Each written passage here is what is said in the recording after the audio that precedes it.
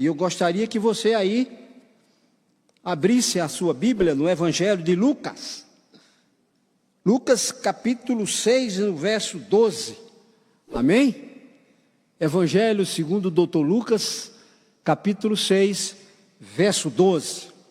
Eu vou ler aqui, não sei se dá para sair, porque a minha versão é outra versão da imprensa bíblica brasileira, mas vou ler nela, tá certo? Vou ler aqui na imprensa bíblica brasileira, uma Bíblia que a gente trouxe lá dos Gideões Internacionais do Brasil, uma Bíblia. Mas vou ler aqui. Naqueles dias, retirou-se para o monte a fim de orar, e passou a noite orando a Deus. Amém? Um dia, como outro qualquer, Jesus estava cansado. Ele havia evangelizado, enfrentado tentações, dificuldades, como nós. Um dia de nossas vidas, não resta a menor dúvida de que sempre temos motivos para orar, não é verdade? Apesar de o corre-corre das agendas lotadas dos nossos dias, mas certamente há bons motivos para orar. Sempre é preciso orar. E eu diria o seguinte: qual o paralelo de Jesus com a oração? Qual o paralelo de minha vida com a sua vida com oração? Existe uma conexão? Ou isso é coisa rara? Coisa incompatível? Eu já disse aqui no púlpito, na nossa classe, alguns pastores saíram para descobrir qual era a grandeza da América. Eram os púlpitos, as orações, a palavra de Deus. Passaram décadas e aí igrejas se fechando. Grandes, megas igrejas vazias. As coisas foram piorando quando nós vemos nos dias de hoje. Não se lê mais a Bíblia, não se busca mais, não vem mais os cultos de oração, os templos estão ficando vazios. Podemos negar? Podemos querer fechar os olhos, como dizia aí no dito popular, tapar o sol com a peneira? Diz o escritor, gosto muito das palavras do poeta: bem de manhã, embora o céu sereno pareça um dia calmo anunciar, vigia e ora o coração pequeno, um temporal pode abrigar, e sem cessar vigia todo instante, pois o inimigo ataca sem parar. Só com Jesus, em comunhão constante, podemos triunfar. A vida é um grande desafio. Dizia Hernandes Lopes, em toda esquina um gigante, e nós precisamos vencê-lo. Cada dia que acordamos é sempre um desafio. Como vencê-los? Quantas vezes ao iniciar o dia, o Espírito Santo de Deus nos comove ou nos leva e nos lembra a necessidade de orar. E nós agendamos para mais tarde. Quem sabe, você e eu, e tantas vezes agendamos outro dia para vir um culto de oração. E aí passa, você nem se lembra. A oração, disse já pastor Messias Anacleto Rosa, é o exercício da alma. O exercício da minha alma, da sua alma, que se diz cristão, é oração. Oração, comunhão com Deus. O clamor do coração. É o clamor do coração, a oração, a prática indispensável do cristão. Você é cristão? Você é de Cristo? Pois tem que ter a prática de oração. Senão, seus planos, seus sonhos, seus objetivos estão fadados ao fracasso. Expôs a razão porque o mundo, as igrejas, os crentes estão mais contando derrotas. Porque não oram. Não tem tempo. Lá no texto bíblico de Lucas 6,12, que diz: naquele dia retirou-se para o monte a fim de orar e passou a noite orando. Será que nós temos orado? Ou muitas vezes, só às vezes na igreja, mas nunca mais nos lembramos de orar. Eu tenho tirado a prática com a minha esposa, que é o seguinte: vamos dirigindo, viajando, e ela lembra ou eu me lembro de algo que nós precisamos orar. Vamos orar agora, de olho aberto, olhando a estrada,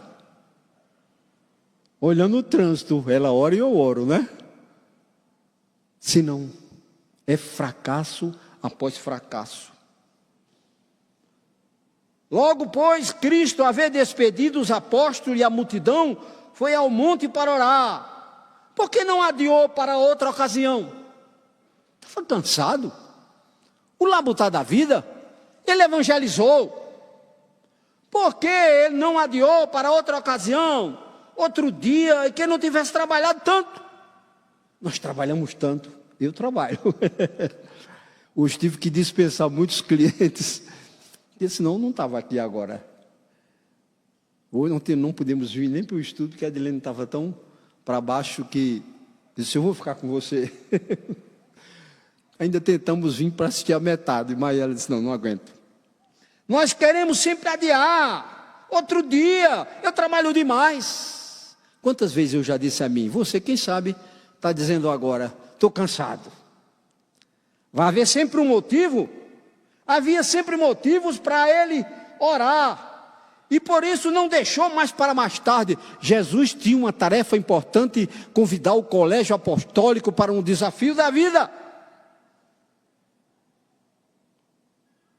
Havia fortes motivos, mas ele não deixou para mais tarde. Temos muito motivo e devemos estar sempre buscando a Deus em oração, se quisermos dizermos que somos cristãos.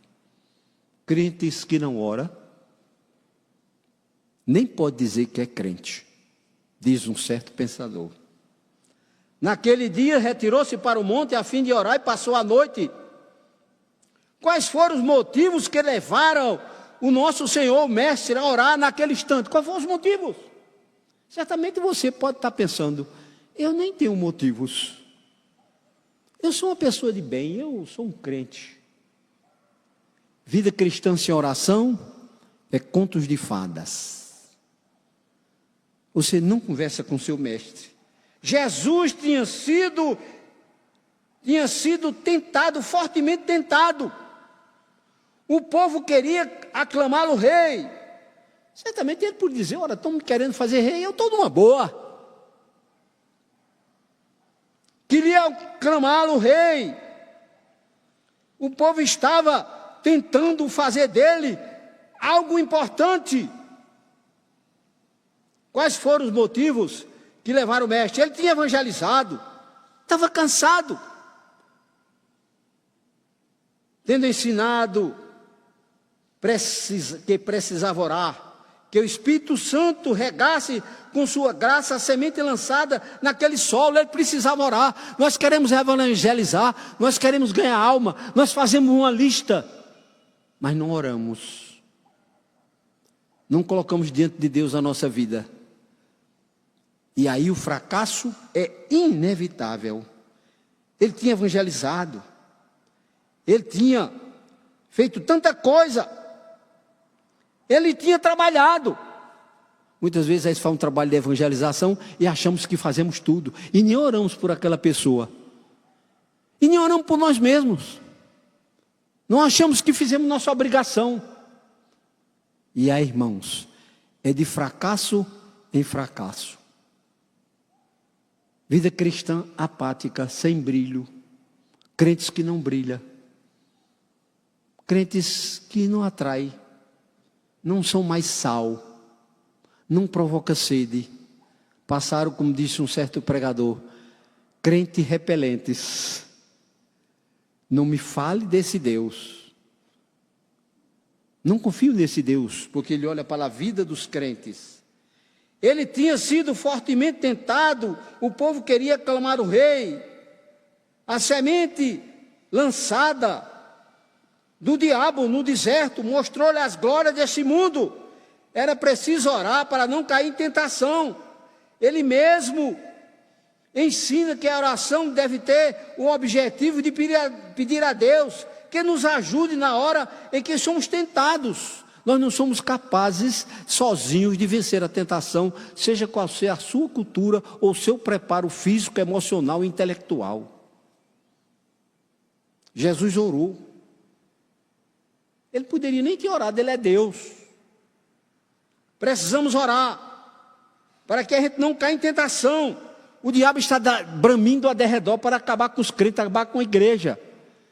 Irmãos, ninguém pode dizer que se muitos crentes, muitos de nós, não tem mais nem autoridade para falar de Jesus. É uma pregação morta. Crentes mortos. Que Ele nos ajude. Que Deus nos ajude, que na hora que somos tentados, não possamos cair, não possamos negar, possamos buscar em oração. E muitas vezes Jesus orou, irmãos, e eu estava olhando aqui, oração curtas, definidas e claras. Abramos aí em Mateus 5:5 até 8, não sei se é possível. Mateus 5:5-8. Bem-aventurados mansos, porque herdarão a terra. Objetiva. Não teve filosofia. Bem-aventurado. Bem-aventurados que têm fome e sede de justiça, porque serão fartos. O próximo foi: bem-aventurados misericordiosos, porque alcançarão misericórdia. Objetivo. Oração objetiva, clara. Deus já sabe. Não precisa filosofar muito, não. Nós estamos mais para a filosofia. Bem-aventurados os limpos de coração, porque verão a Deus. Ponto. Objetivo. Claro. Orações feitas com o coração. Moisés orou com o coração. Ana se derramou a sua alma. Jesus no Getsêmani orou 3 vezes, os discípulos dormindo, usando as mesmas palavras. Muitas vezes nós queremos impressionar. Não estou aqui criticando quem ora bonito e bem. Amém. Mas muitas vezes nós oramos aqui em casa zero. Oração de coração, como fez Ana, derramou a sua própria alma.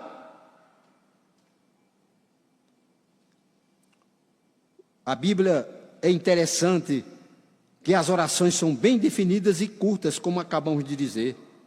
Porque Deus responde, Salmo 21:4. Salmo 21, verso 4. Deus responde: Ele te pediu vida, e tu lhes deste. Sim, longevidade para todo sempre. Quem pede, recebe. Deus está pronto para nos dar bênção, mas nós precisamos buscar a Ele em oração, e Ele nos responda. Jesus tinha sido tentado, tinha evangelizado, Ele tinha que ajudar os discípulos simpatizavam com o povo, e desejavam Ele mesmo que Jesus fosse aclamado rei. Ele orava para que seus seguidores não deixassem de confiar nele mesmo. E eu acho interessante um comentarista falando sobre esse assunto, e ele usa várias coisas, e eu acho muito bonito aquele comentarista falando sobre esse assunto, dizendo que muitas vezes o principal da função do crente, da liderança, da igreja, não é fazer a obra de Deus. Não é fazer a obra de Deus, mas está com Deus da obra, diz Hernando Dias Lopes. Não é a principal função da igreja, da liderança, fazer a obra de Deus, mas estar com Deus.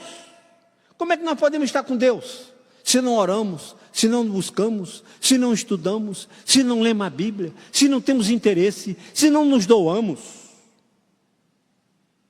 O Senhor da obra é mais importante do que a obra do Senhor. O Senhor da obra é mais importante do que a obra. Se eu não tenho comunhão com o Senhor da obra, minha obra é fútil. A comunhão com Jesus é mais importante do que fazer a obra de Jesus. Comunhão, estar com Deus, conversar com Deus, clamar a Deus, buscar a Deus, pedir a Deus. A comunhão é a base da missão, é estar com Deus. Senão o povo não vai querer nos ouvir. A comunhão com Jesus é mais importante do que fazer a obra de Jesus. A vida com Deus precede trabalho para Deus. A vida com Deus precede trabalho para Deus. Só posso trabalhar com Deus, para Deus, se eu tenho comunhão com esse Deus. Senão, estou querendo tirar vantagem. Se eu não tiver comunhão com esse Deus, eu estou querendo fazer alguma coisa, muito menos a obra de Deus. Primeiro, temos comunhão com Cristo. Depois fazemos a obra de Cristo. Primeiro eu tenho comunhão com Deus, através da oração, através da minha vida, através do estudo da Bíblia, através da minha vida, do meu citar a Deus. Aí sim, eu faço a obra de Cristo, porque eu tenho comunhão com Ele, eu conheço Ele. Ter comunhão com Jesus é mais importante do que o ativismo religioso. Nós implantamos tantas regras, mas não temos comunhão com o Senhor da obra. Ter comunhão com Jesus é mais importante que o ativismo. Como João, precisamos dizer, nós proclamamos o que temos visto e ouvido. Não podemos deixar de falar daquilo que temos sentido, temos visto, temos praticado, conhecer a Deus. Jesus chama os apóstolos, não para ocuparem um cargo ou uma função, mas tomarem parte em uma instituição. Diz aqui o escritor, Jesus chama os apóstolos não para ocuparem um cargo ou tomarem parte de uma instituição. Ele os chama para si mesmo. Deus nunca chamou você para tal coisa. Primeiro Ele chama para si. Depois que você e eu se doa, se dá, fica fácil. Diz Paulo, não mais eu. Os interesses de Paulo acabou. Eu vou fazer porque eu sinto. Eu sou atraído por Ele. Ele mora no meu coração. Eu não posso viver sem ser para Ele. Ele o chama para si mesmo. A vida precede o ministério. Vida com Deus precede tudo que a gente possa fazer. A vida é o próprio ministério. Vida com Deus, quando eu tenho vida com Deus, quando eu tenho comunhão com Deus, como minha vida é entregue a Deus, já é o meu ministério. Você e eu passamos a brilhar. Os apóstolos foram chamados, nunca os que alvoroçam o mundo chegaram até aqui. Eles não chegaram lá abafando, com zoada. A vida deles era importante. Eles disseram com Jesus, nunca homem algum falou como esse homem. O que tinha naquele homem? Qual filosofia? Era vida. Enquanto os pecados, às vezes, nós são maiores, e a gente quer brilhar, mas não tem brilho a nossa vida, o nosso trabalho.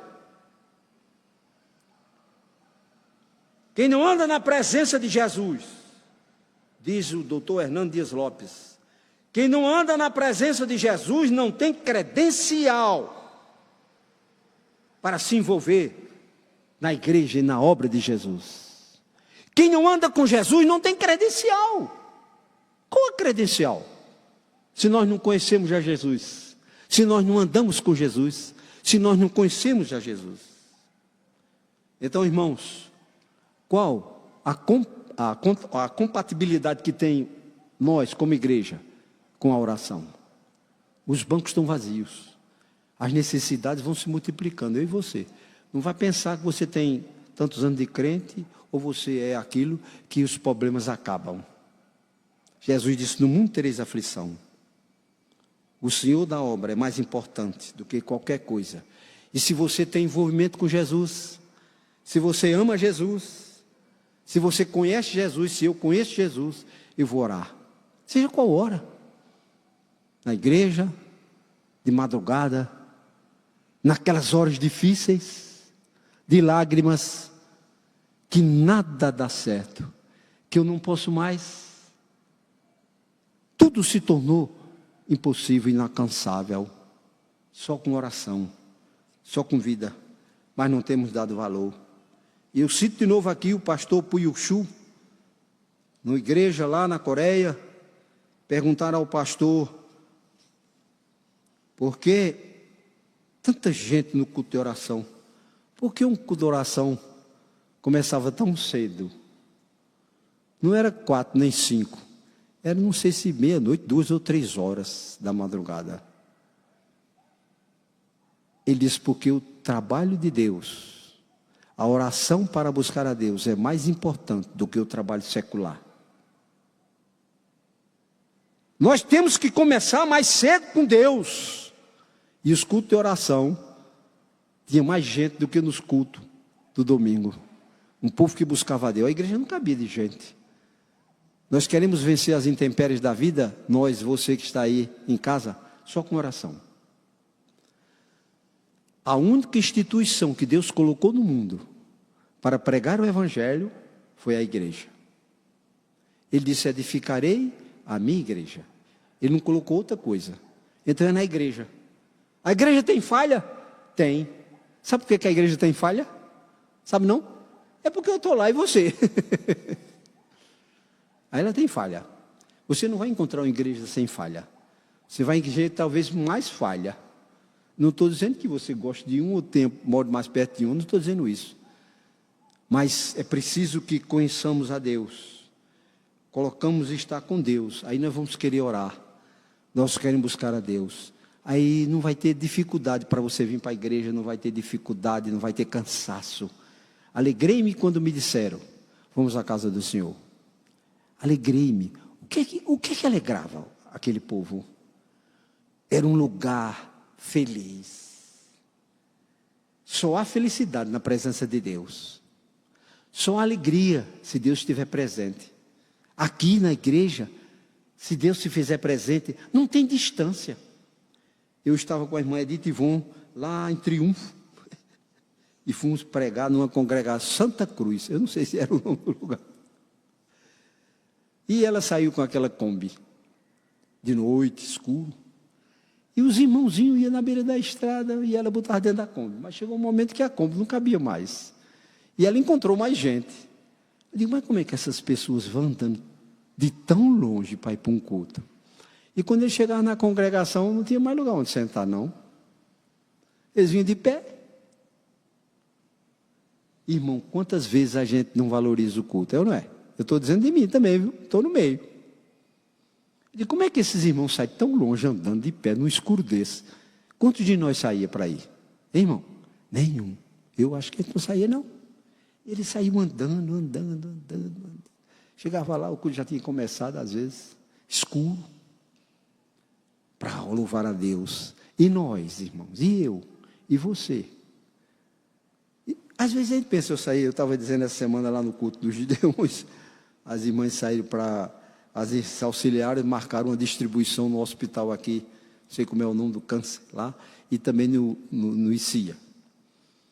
Aí eu disse à minha esposa, é que eu ia levar o Novo Testamento, ia com elas, tinha que ir o Gideão, não posso ir para de tarde não, porque tinha um serviço lá para eu ganhar um dinheirinho. Não pode ser para tarde, não. Aí minha mulher mudou. É agora. Eu digo, pronto, estou pronto. Já tinha adiado tanto, a gente está adiando. E foi bênção. Por tudo com sede, querendo receber a palavra de Deus. Aí o irmão disse, vamos dizer aqui, meu menino trabalha lá no ICRC, eu vou dizer logo que sou mãe dele. Eu digo, aqui nós não vamos no nome deles, aqui no nome de Jesus. Aqui não se vai fazer nome de ninguém. Aqui se fala no nome de Jesus. Ele é o nome, que é sobre todo nome. Depois, se você quiser lá, diga lá. Mas primeiro nós vamos dizer aqui que é a palavra de Deus. Se ele quiser deixar, deixe. Irmãos, o povo está com sede, mas a igreja está morta. Eu e você é a igreja. Agora a gente quer isso, quer aquilo, quer bênção. A gente impõe a Deus. A gente quer, dizia na linguagem bem popular, a gente quer botar boneca, quer botar bronca para Deus, como se Deus tivesse a obrigação de fazer isso com você e aquilo. Quem Deus não tem obrigação com a gente, não. Embora que Ele zela para cumprir a sua palavra. Então busca a Deus. Buscar o Senhor enquanto se pode achar. Invocar enquanto Ele está perto. Eu estava conversando com o Mateus agora de tarde, ele foi lá, ele disse que eu soube de sua história, eu morri também. Ele foi entubado, ficou morto lá na casa e ele contou a história dele todinha. Deus é tão bom para a gente e a gente não dá valor. Então, vamos vir para a igreja, irmão, vamos procurar encher a igreja. Não fica olhando os defeitos, não. Vai ter muito, não vai se acabar. Você pensa que não vai se acabar? Jesus escolheu a 12, passou a noite orando. Como foi o time de Jesus? Não é? Vamos lá? Um negou. Foi assim? Outro faltava aos cultos e ainda duvidou de Jesus. Se eu não botar a mão aí de lado, eu não acredito, não. E por aí vai. Um brigou com o outro, vai ter sempre problema. Você não vai acabar. Agora, Senhor, me ajuda a ser fiel. Clame a Deus, ore a Deus na sua casa hoje. Você tem a noite todinha para orar. Ore pela igreja, ore por você. Ore por você, para que você fique firme. Porque é difícil ser crente. Os dias de hoje, cada dia que vai passar, foi no passado e é hoje. Mas nós precisamos buscar. Deus não precisa nem de você, nem de mim, nem da igreja. Ele instituiu a igreja para ganhar almas. Porque Ele ama o mundo. Mas nós... as suas dificuldades e as minhas, as suas derrotas, muitas vezes é porque você não busca a Deus, não ora a Deus, não se interessa pelo reino de Deus. E aí, o resultado, o mundo está no caos, o mundo quer ver os crentes. O mundo, você está vendo o caos do mundo hoje? Ele quer ver os crentes. Mas muitas vezes está na televisão aí, os crentes dando mau testemunho, não é assim? Os nossos irmãos de outras coisas aí, dando testemunho feio, né? Comprando avião de não sei quantos milhões, fazendo tanta coisa feia, desenvolvendo aí nas coisas, nos escândalos do mundo. Então, irmão, vamos orar a Deus. Clama a mim e responder-te-ei. Clamou, irmãos, é muito mais do que orar. Essa oraçãozinha não, clamou mesmo. Foi Jacó no Peniel. Sabe que a situação de Jacó ali estava difícil? Ele enrolou o irmão. Foi assim? E ele se encontrar com Esaú. 400 homens treinados de guerra. É moleza? Ele disse, agora eu vou pagar. Foi o que ele fez. Botou a mulher, botou não sei mais quem. Ele botou 10 presentes para entregar a Esaú. Mas só quando ele lutou com Deus, seu problema foi resolvido. Lutou em oração. Então nós precisamos lutar, irmão. A igreja precisa lutar. Para encher isso aqui, só vai encher quando você orar. Quando você orar aí isso vai encher, não vai caber não. Vai chegar gente aí querendo entrar, eu quero Jesus. Você pregar bonito, então você balança, só cai um culto verde. É ou não é? Eu dizia uma vez pregando lá na congregação, daqui uns dias, vou encerrar, viu, irmão? Vai botar o irmão ali na porta com um envelope. Quem vir o culto ganha 100. Vai ter irmão dizendo, não pode botar no correio passar um pix, não. Quem não vem, irmão, não vem. Vai pagar os crentes e eles não vêm. Aí você quer bênção, quer a igreja cheia. Aí você acusa fulano, acusa Beltrano, acusa o irmão Elias, acusa os diáconos, acusa não sei quem, acusa não sei quem. Todo mundo tem errado, eu tenho, eles têm também. Mas será que você não está com a culpa maior? Com um dedão, né? Oh. Eu conto a história do pastor, eu conto isso o nome dele. E aí chegava na porta da igreja, esperando apertar a mão dos irmãos. Aí, irmã, paz do Senhor. Como é que tá? A vida tá ruim. Era uma reclamação. Aldo Rocha. Pastor Aldo Rocha. Já faleceu, né? Ele pregou lá na igreja, lá, uma vez, série de conferência. E ele contou esse testemunho. Aí no outro domingo de novo, a irmã, é porque a vida não vai boa, só tem reclamação. Eu já disse isso aqui do púlpito. Todo dia a irmã tinha um problema para contar ao pastor. Aí ele chegou um dia, o pastor chegou lá, o pastor estava meio enfesado. Irmã, graças a Deus, como é que a senhora está? Disse, olha, pastor, ele disse, morra. Não tem solução.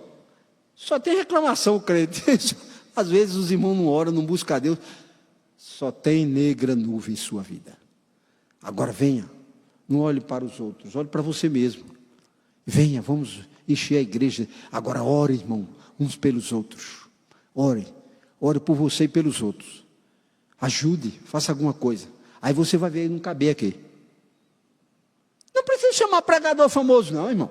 Aqueles irmãozinhos lá da igreja de Jerusalém, nem tinha internet, nem tinha carro de som, nem tinha televisão, nem tinha rede, não tinha nada, tinha? Era uma casinha humilde lá, não tinha nem banco, uma coisinha humilde lá, não era ou não era?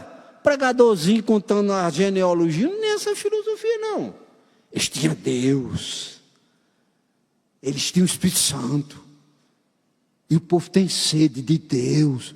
O homem tem sede de Deus, o homem foi expulso do paraíso, o mundo precisa de Deus, os corações estão sedentos, entra na maconha, entra na droga, entra na prostituição, passa a noite toda naquele barulho no pancadão, porque os corações estão vazios, eles querem Jesus, mas não tem ninguém anunciando Jesus. Fala de um Jesus sem vida, sem esperança, morto. A programação é estrondosa. Eu quero encerrar aqui. As nossas igrejas têm tudo, irmãos. Tem som, não estou dizendo que nós não devemos ter som. Não teve internet, eu não estou dizendo que não deve ter. Não é assim? Internet, tem som, tem orçamento. As igrejas da outra América tinham ônibus. O que é que falta? Poder. Não tem poder. Não tem poder de nada. Prega, fala. Nem os crentes vêm para a escola. Vem um dia, 80 não. Não estuda nem a lição. Não sabe nem a pregação que o pastor citou aqui. Os bereanos eram nobres porque eles estudavam. Eles iam ver se os apóstolos, pregadores, homens de Deus, estavam falando a verdade, porque eles examinavam as escrituras, ele tinha amor pela palavra, ele sentia algo quando lia a palavra, algo tocava no seu coração, porque o seu coração ardia em ouvir a palavra de Deus, eles transmitiam Deus, porque ele vivia Deus, eles tinham Jesus, ele tinha razão de vida, eles tinham objetivo, ele tinha luz, ele tinha esperança. O mundo quer ver esperança. Eu não estou dizendo que a igreja não faça programação, mas se nós não tiver Deus, ninguém quer lhe ouvir, ninguém quer me ouvir, ninguém quer vir. Mas faça a programação, pode gastar. Traga o orçamento dos Estados Unidos e gasta aqui. Quando você parar de fazer aquela programação todinha, não fica nenhum. Não é assim? Eu não estou dizendo que não faça. Mas a gente faz uma programação, faz não sei o quê, faz aquilo. Aí dá uma paradinha aí para dar um sossego. Tem ninguém. Experiência própria. É ou não é, Ciro? Agora, quando Deus reina, quando os crentes oram, quando os crentes buscam, quando os crentes se gastam, quando o crente se entrega, quando os crentes pagam o preço, aí o Espírito Santo de Deus desce. E a igreja enche, o povo se converte, o povo quer ouvir o crente, o povo quer saber da minha vida, quer saber da sua vida, quer saber do Evangelho, quer ouvir o Evangelho. Mas se nós não orarmos, tudo morreu. Tudo morreu. Paulo cantava e orava na prisão. Mas como é que um homem chega a cantar no lugar daquele? Cantava, ele era feliz. Hoje a pessoa está num palacete cheio de comida boa, tudo, caviar, tem tudo, tem cama bonita, tem ar-condicionado, tem beleza, tem programação, tem televisão, mas tão vazio. Aquele homem na prisão, não tinha nada. Sujo, fedendo, preso injustamente. Uma gororoba que nem o diabo comia. E louvava a Deus. Não é a circunstância que faz você louvar, mas Jesus no coração. Que Ele nos abençoe.